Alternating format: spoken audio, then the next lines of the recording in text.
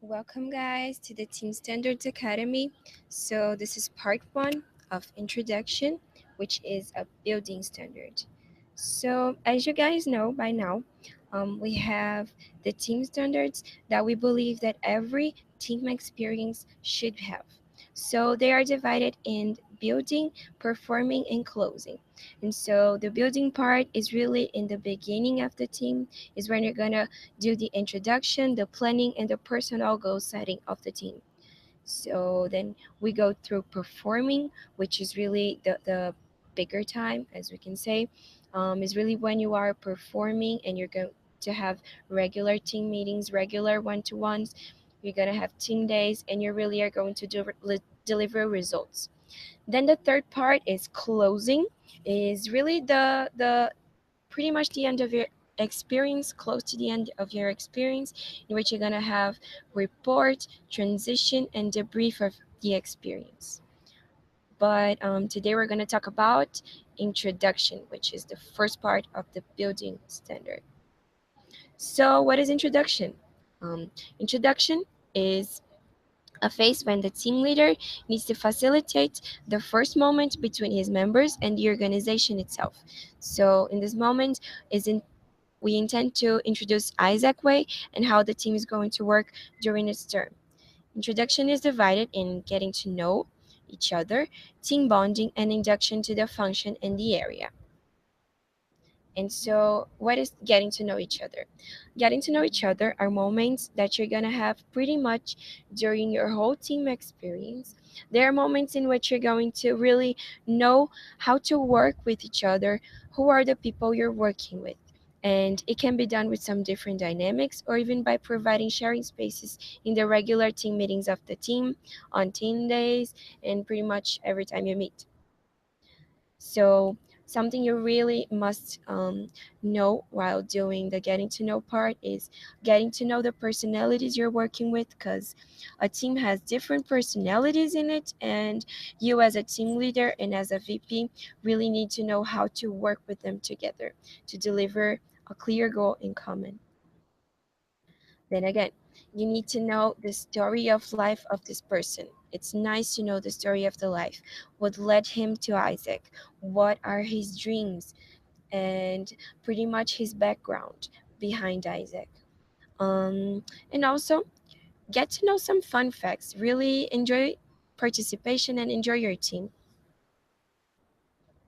And a quick tip is that for some people, it's hard to talk in public or even to open up with other people, especially if they're strangers to each other. So, you as a leader, you have to provide a welcoming environment for the team members. If you have a shy member, make him feel welcome, make him feel that he can talk about his life, that he can talk about himself, and that he can enjoy participation too. For ideas of dynamics and some tests of personalities that you can go through your team, you can check our booklet on introduction. And now for the second team standard here, we have team bonding, which basically is a bonding time with your team. And it can be even a space in the team meeting or also with team moments itself. You have if you have like team moments every once a month is a nice frequency, and you can really choose you can do it in your LC, but you can really choose like a place close to your LC or a nice place in the city and enjoy this time to really get to know your team too. It's a really good time to know better who you're working with, and also enjoy this time to relax with your team and to chill out and maybe not talk about work, not talk about anything, really to bond with each other. Use the time to connect with each other. And the third part here is the introduction to the function and to the area. So we have all of these members that just arrived in Isaac, that just arrived in a new area, and they need to know what they're going to do. So you as a VP or as a TL need to introduce the area to your members and also describe the functions of this member in his team so that they can have a clear JD and know what their next steps are.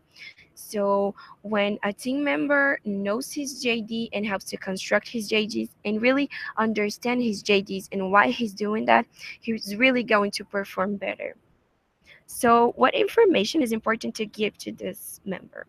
Um, you need to align each operation academy to the team standard that you're applying. So now if you're introducing the area, you really need to align the information that is going to be on each product academy to your education plan of your team. So important things that your team really needs to know are the flow of the area, the customer flow, the products that you're going to sell, and the value proposition of this product. And for that, he really needs to know the Isaac way, to know what do we do, how do we do, why do we do, and who is doing what we're doing. So really understand our values and live with our values. And also really clarify the JD of each member. As I said, a member who understands and who really believes in his JD is going to perform much better. And for him to perform better too, he needs to have goals, he needs to have objectives and battles to fight for. So MOS and KPIs are really important for the members to know. So also another thing that's really important in the performing time is to know the timeline of your product. So know what's gonna happen in October, in November, December, and all through the months of the process. Two moments in which I think the introduction needs to be really strong and really built up is on the first and the second team meetings. If you use those two meetings correctly, you can create a really good foundation for the rest of your time. So, a suggestion is use your first team meeting to align Isaac Way and then to present your area inside the Isaac Way. So we have a clear goal to achieve peace and fulfillment of humankind's potential. How is OGT going to achieve that? So by that, you really present the area. So the area's flow, the area's timeline, the value proposition of your product, and the JD of the member in this project so that he really understands why he's doing what he's doing and what are his next steps. And then I know it's a lot of information for the first team meeting, so it's a time when you really need to bond, you really need to pay attention to what you're talking because that is the first impression your team is going to have. So on the second team meeting, really reinforce the points you passed on the first team meetings, really recap what you said, and then add the MOS and the KPIs of the area. So then you can already deliver jobs and deadlines to your team, and the team is really going to start performing and really going to start understanding and learning by doing. And where do we apply in introduction? On the regular team meetings and reinforcing again. Use the first and the second a lot for that. On your regular team moments, on the lead spaces that you have in your LC and with your team and with your area, and on team days. And why to do that? Introduction, as I said, is like the first thing you're going to do with your team. So you need to understand that a high performance team is not only the one with the right competent people, but it really has to be a team that has the synergy and that knows how to work with each other. So, introduction is really about making a base for your whole term in this team. And it really helps you. You know the personalities of the members, and that helps you a lot with the tracking of your members. It really helps you to know which strategy to use to make your team perform better. And it also really helps you to make friends for life. We're here in Isaac to enjoy participation, and you really can make friends in here. Now, for the last tips I can give you, really focus on the first team meetings.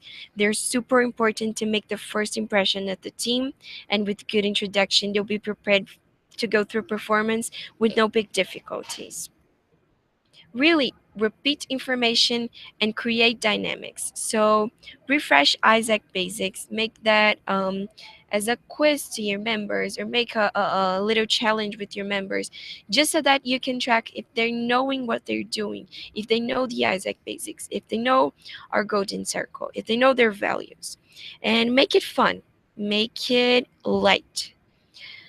And also, an idea is make the members create dynamics too. It will really stimulate them, stimulate their creativity, and they're willing to participate.